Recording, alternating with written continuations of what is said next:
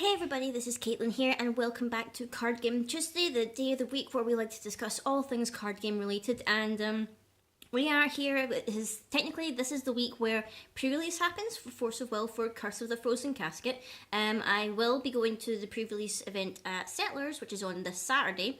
So expect next Tuesday to have a vlog focusing on what happened at the pre-release, blah blah blah, what my pulls were, and how my games went. But today, because we're just starting, we're getting the hype train up for the Curse of the Frozen Casket, I thought it'd be pretty good to do a little breakdown / analysis video of all the rulers that we know are going to be in the starter decks and they're going to be in the first set, because they've all been revealed by now. I think technically release happens next week, so there might be maybe one. We've still got the rest of it to go for spoilers, which I think will just be general cards. Probably won't be any more rulers or whatever, so I'm pretty sure we've got all 10 of our rulers revealed for this starting point for Lapis Cluster. So it felt like a good point where we could discuss them and say which ones I think are going to be really good for this cluster, what ones I'm keen to use and want to build decks around and stuff. So I think we'll start off with probably my favourite one that was actually revealed, which is Milliam, who is basically New Grimm, because, he's New Grimm in the sense that he's to do with fairy tales. He's also light, but he's different in the way where he's actually going to flip over. So like Grimm before, where he was just static, he was just a ruler, he didn't flip over. His son, Milliam, is 10 times cooler because he can actually attack. So he flips over. So he's a light, he's human. All these new rulers, by the way, have the new gimmick or / new ability called Energize, which is essentially if you are the player who goes second, you get a will coin and you can banish it and produce a will. So every ruler has that caveat now, where if you are the one to go second, then you can banish the coin and get an extra will or whatever, which I guess is your which I suppose is a downside if maybe you're still running an older ruler. I don't know whether they're going to make it where every ruler now by default has Energized, or whether it's only going to be Lapis Cluster rulers that have Energized. I don't know how they're going to work it, but Milliam is pretty awesome. His judgment is only 3, it's 2 light and 1 void. He also has the ability, you can pay the attribute cost of Fairy Tale Resonators with Light Will. So I think with the Grimm, you could pay. Was it you could pay with Fairy Tales with any colour, or was it just light? I can't quite remember now. I feel like it was with any colour, but I might be wrong, because it's been a while since I've actually built a Grimm deck or whatever, or even looked at Grimm. But when he flips over, he is pretty awesome. He becomes 900/900. When he enters a field, you can put the top card of your Magic Stone deck into your field to, ramp up a little bit. You can still pay the cost of Fairy Tale Resonators with Light Will.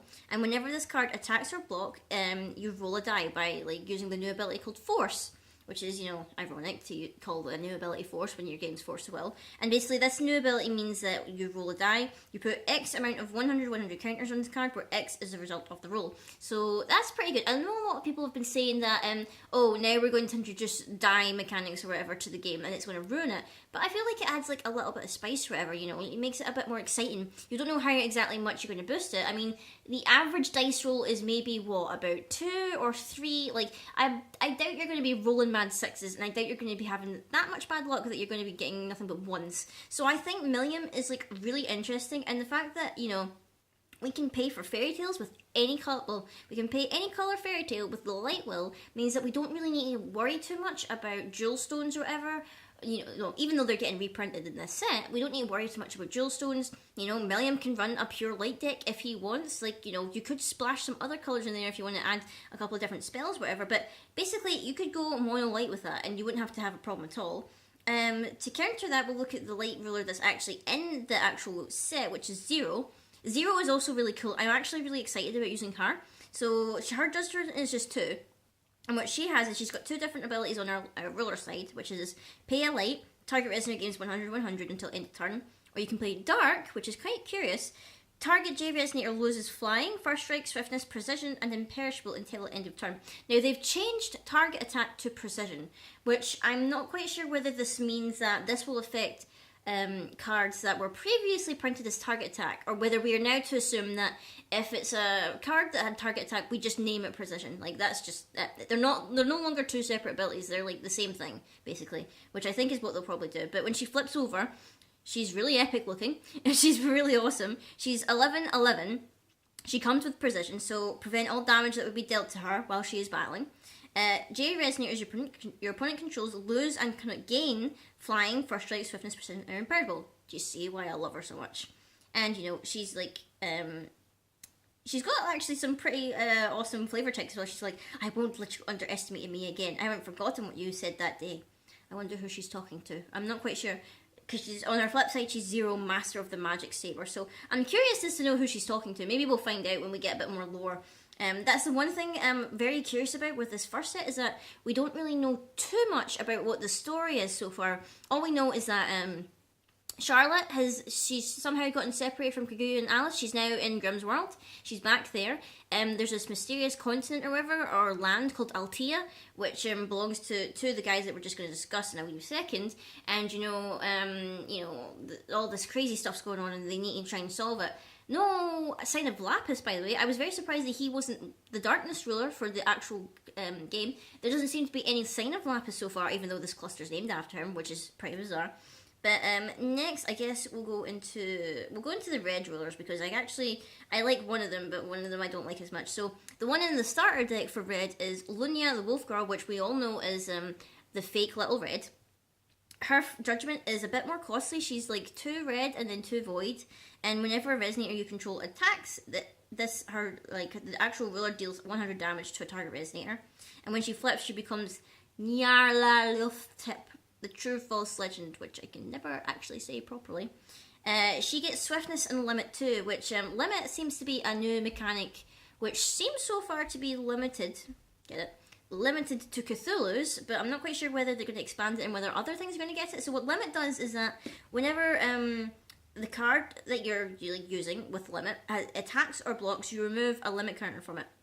And when she loses all her limit counters, she gets flipped back into her ruler area. So that essentially it's similar to the way that the old Little Red ruler the old Wolf Little Red used to work, where you could attack and then flip back over, and then flip and then attack and then flip back over. You know, she's got swiftness as well. And when she enters the field, it deals 800 damage to target resonator. So I suppose she's sort of like a little bit like a dumbed down Sylvia, but obviously with the limit mechanic. Which, you know, you could, I mean, I love her art and everything, and I would love to use her in, like, some kind of red Cthulhu deck, because, like, the red Cthulhus look really cool. I'm not too sure about the black ones, I'm not too sure about them. But the other red ruler, which is in the actual set, is Mars, who's one of these Wizards of Altea, and which is kind of interesting. I think they're all going to be named after planets, because there's Mars, and then the girl in the water starter is Mercurius, so I'm guessing they're all going to be named after the stars / planets of our solar system. And I'm going to guess we're going to meet the other 5, because I think they said there were 7 of them. We're going to meet the other 5 in like the other sets, or maybe they'll do more starters. I'm guessing it'll just be more sets, because 5 starters already at the start of it. I mean, I don't think we need any more starter decks for people. But Mars, he introduces a mechanic of mana. Mana, as the game starts, put 2 mana counters on it. If you remove a mana counter from the card, you can produce a Firewall, which is spent only for ancient magic cards. So it's a new type of chant, essentially, where it's called ancient magic. And basically Mars, and I think also Mercurius, have the ability to basically spend a mana counter on them to pay less for ancient magic cards. And his judgment is only 3, which is 2 fire and 1 void. When he flips over, he becomes Mars, Dark Commander of Fire. Like, he's got an epic kind of bow and arrow deal going on, like Katniss Everdeen. He's 1000. He gets 5 mana on that side. As this card enters your field, you may remove a card named Demon of the Crest Namblot. That's a funny name. In your hand from the game. If you do, this card enters your field with 5 mana counters on it. Awesome. He gains first strike as long as Namblot is in your removed area and was removed by the J ruler. And you can remove a mana counter and produce it for ancient magic cards. So he's kind of cool. I mean, I don't feel especially excited for him or for Mercurius. Like, Mercurius, I'm pretty sure is pretty similar. I'm going to double check here now. I'm pretty sure she has a similar stick.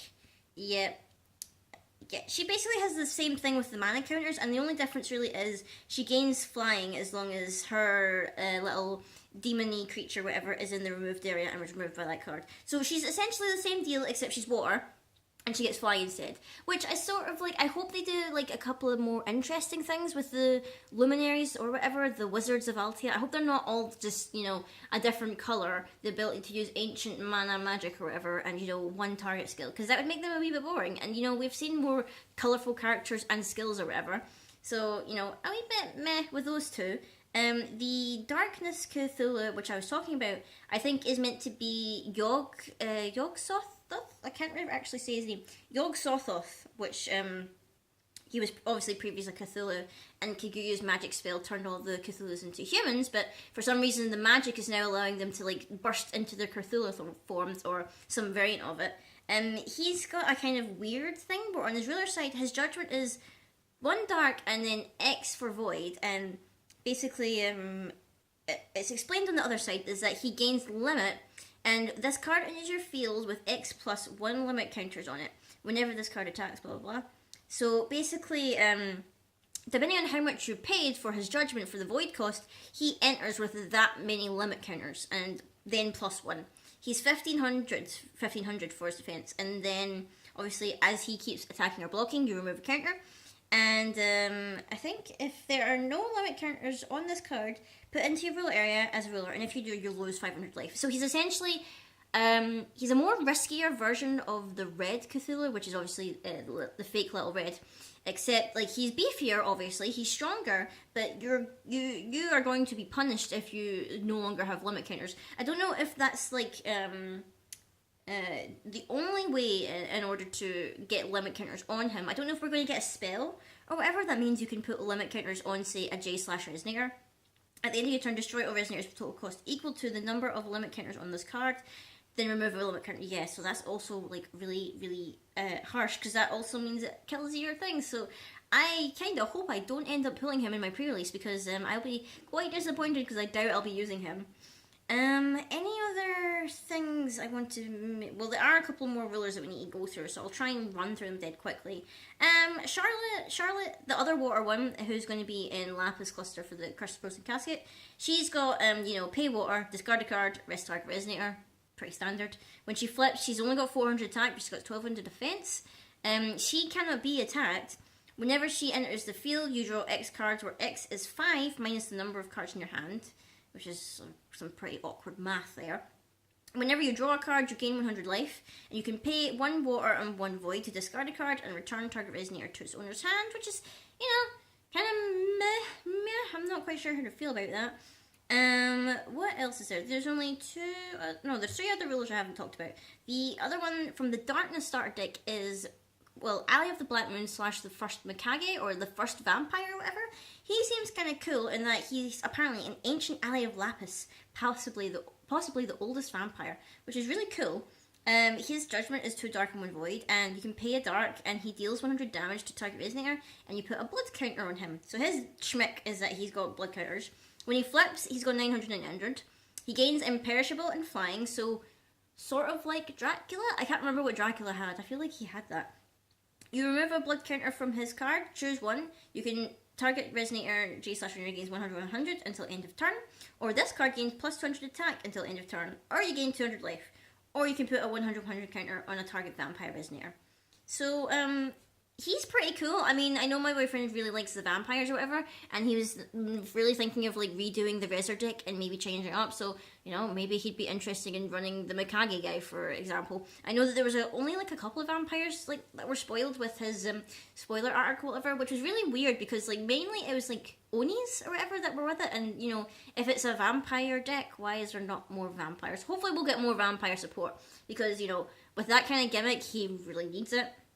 The other one, the green one, which is in the Cursed Frozen Casket, is the Monkey King born from stone, which is Sun Wukong, who is a wanderer, and it seems like it's like implied, I think, that he's maybe he's one of the original wanderers, or maybe he's like the first one to become a wanderer. I'm not too sure, because he seems to be like some kind of ancient being, which is kind of bizarre. But he's green, and his judgment is 2 green and 2 void. You can pay a green and 2 void less to play the ability if you control Sha Wu Jing and Zhu Baji. Sorry if I'm pronouncing those wrong.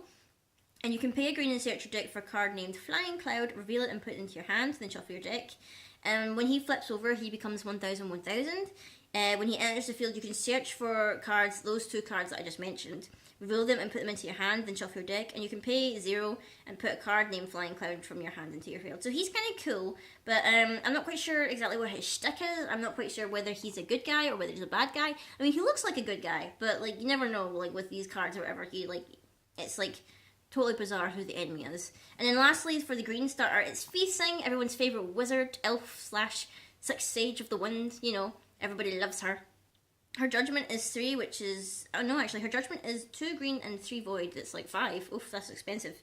Whenever you play your second card each turn, put a 100/100 Wind Elf Resonator token into your field for her ruler side. And then her J ruler is 800/800. And other elves you control gain plus 400/400. So elves are back. Yay! I can remake the elf deck.